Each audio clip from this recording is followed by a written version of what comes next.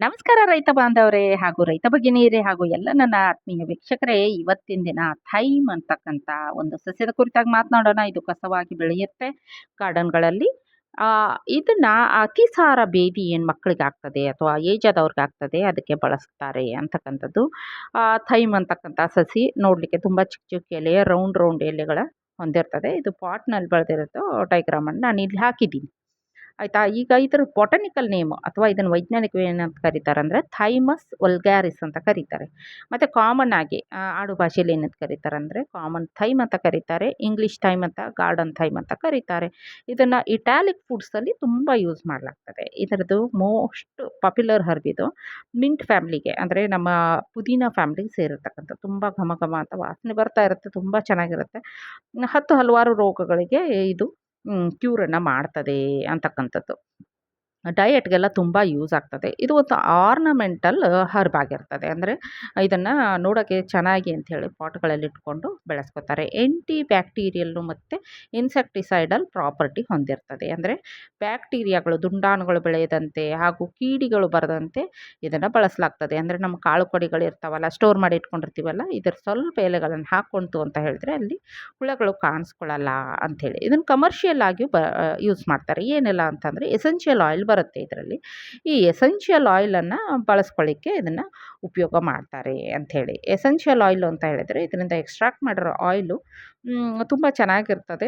ಎಲ್ಲ ಅಡುಗೆಗಳಲ್ಲಿ ಬಳಸ್ತಾರೆ. ಅದಲ್ಲದೆ ಇದನ್ನು ಟೀ ಮಾಡಲಿಕ್ಕೆ ಕೂಡ ಬಳಸ್ತಾರೆ. ತುಂಬ ಫೇಮಸ್ ಆಗಿದೆ ಟೀ ಅಂತಲೇ ನಾವಿವತ್ತು ಹೇಳ್ಬೋದು. ಮತ್ತು ಇನ್ನು ಇದರಿಂದ ಹಲವಾರು ರೋಗಗಳನ್ನ ಕ್ಯೂರ್ ಮಾಡ್ಬೋದು. ಯಾವೆಲ್ಲ ರೋಗ ಕ್ಯೂರ್ ಮಾಡ್ಬೋದು ಅಂತ ಹೇಳೋದಾಯಿತು ಅಂತ ಹೇಳಿದರೆ ಆರ್ಥ್ರೈಟಿಸ್ ಅಂಥೇಳಿ ಎಲುವಿನ ರೋಗಗಳ ಸಮಸ್ಯೆ ಕ್ಯೂರ್ ಮಾಡ್ಬೋದು. ಹಾಗಾಗಿ ಇದನ್ನು ಏನು ಹೇಗೆ ಬಳಸ್ತಾರೆ ಅಂತ ಹೇಳಿದರೆ, ಯಾವೆಲ್ಲ ಮಕ್ಕಳು, ಚಿಕ್ಕ ಮಕ್ಕಳು 5 ವರ್ಷದ ಮಗು ಒಳಗಡೆ ಇರ್ತಕ್ಕಂಥ ಮಗುಗೆ ಇದರದ್ದು ನೀರು 2 3 ಹನಿ ಪ್ರತಿದಿನ ಕುಡಿಸೋದ್ರಿಂದ ಎಲುವಿನ ಸಮಸ್ಯೆಗಳು ಬರೋದಿಲ್ಲ ಅಂಥೇಳಿ.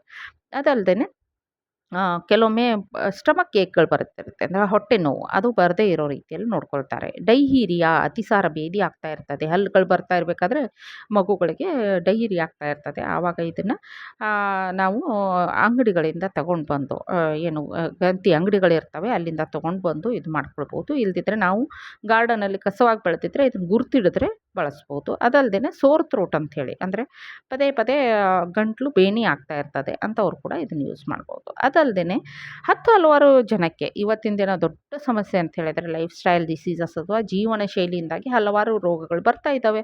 ಅದರಲ್ಲಿ ಮುಖ್ಯವಾಗಿ ಅಂತ ಹೇಳಿದರೆ ಶುಗರ್, ಡಯಾಬಿಟಿಸ್ ಬರ್ತಾ ಇದೆ, ಟೈಪ್ 2. ಅದಲ್ಲದೆ ಬಿ-ಪಿ ಮತ್ತು ಹೃದಯ ಸಂಬಂಧಿತ ರೋಗಗಳು ಬರ್ತಾ ಇದೆ. ಹೈ ಬಿ-ಪಿ ಕಾಣಿಸ್ತಾ ಇದೆ. ಯಾಕಂದರೆ ಈಗ ಫಾಸ್ಟು ಅಂತ ಎಲ್ಲವೂ ಫಾಸ್ಟು, ಟಿಕೆಟ್ ತೆಗೆಸೋದು ಫಾಸ್ಟ್ ಅಂತಲೇ ಅಂದ್ಕೋಬೇಕು.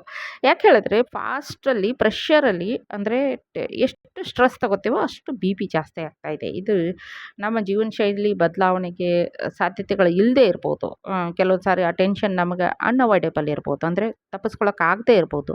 ಆದರೆ ಇಂಥ ಒಂದು ಹರ್ಬ್ಸನ್ನು ಪ್ರತಿನಿತ್ಯ ಕಷಾಯ, ಟೀ ಅಥವಾ ಅಡುಗೆಗಳಲ್ಲಿ, ಸಿಹಿ ತಿಂಡಿಗಳಲ್ಲಿ ಬಳಸ್ತು ಅಂತ ಹೇಳಿದರೆ ನಮ್ಮ ಬ್ಲಡ್ ಪ್ರೆಷರ್ ಕಂಟ್ರೋಲಲ್ಲಿರುತ್ತೆ ಅಂಥೇಳಿ.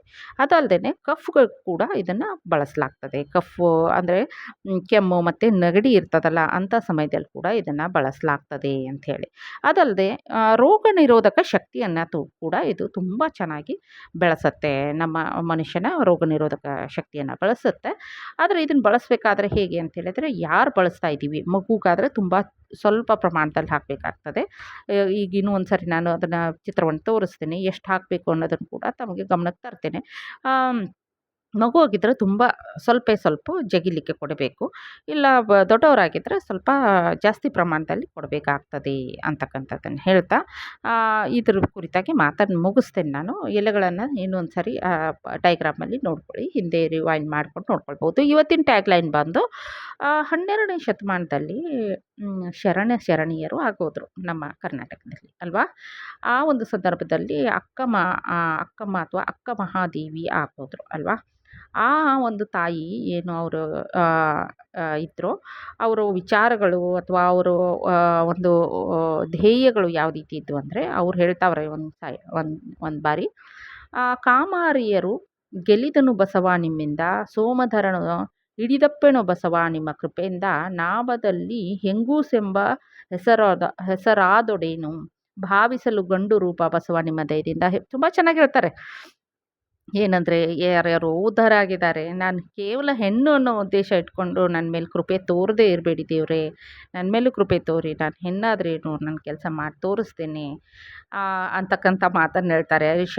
ವರ್ಗಗಳನ್ನು ಮೆಟ್ಟಿ ನಿಂತು ಚನ್ನಮಲ್ಲಿಕಾರ್ಜುನ ಎಂಬ ವಚನಾಂಕಿತದಿಂದ ತಮ್ಮ ಹೆಸರನ್ನು ಗಳಿಸಿದಂಥವರು ನಮ್ಮ ಅಕ್ಕ ಮಹಾದೇವಿಯರು. ಅವರು ಮೂಢನಂಬಿಕೆ ಹೋಗಲಾಡ್ಸೋಕ್ಕೆ ಪ್ರಯತ್ನ ಮಾಡ್ತಾರೆ. ಸಮಾಜದಲ್ಲಿರುವ ಜಾತೀಯತೆ, ಅಸಮಾನತೆ, ಅಸ್ಪೃಶ್ಯತೆ ಇವೆಲ್ಲವನ್ನು ಹೊಡೆದೋಡಿಸ್ಲಿಕ್ಕೆ ಶರಣೆಯರು ತುಂಬ ಕೆಲಸ ಮಾಡಿದ್ರಲ್ಲಿ ಅಕ್ಕ ಮಹಾದೇವಿಯರು ಕೂಡ ಒಬ್ಬರು. ಹಾಗಾಗಿ ನಾವು ಇವತ್ತಿನ ದಿನ ಏನನ್ನು ಅರ್ಥ ಮಾಡ್ಕೊಳ್ಬೇಕು ಅಂತ ಹೇಳಿದರೆ, ಹೆಣ್ಣು ಮಕ್ಕಳಿಗೂ ಗೌರವವನ್ನು ಸೂಚಿಸೋಣ, ನಗ್ನಗ್ತಾ ಇರೋಣ. ತಾಯಿ ತಂಗಿಯರು ಎಲ್ಲ ಅಕ್ಕಂದಿರು ಕೂಡ ಹೆಣ್ಮಕ್ಳಲ್ವಾ, ಹಾಗಾಗಿ ಅವರಿಗೂ ಗೌರವವನ್ನು ಸಲ್ಲಿಸೋಣ ಅಂತ ಹೇಳ್ತಾ, ಎಲ್ಲ ನಗ್ನಗ್ತಾ ಇರಿ, ಖುಷಿಯಾಗಿರಿ ಅಂತ ಹೇಳ್ತಾ, ಸರ್ವೇ ಜನ ಸುಖಿನೋ ಭವಂತು.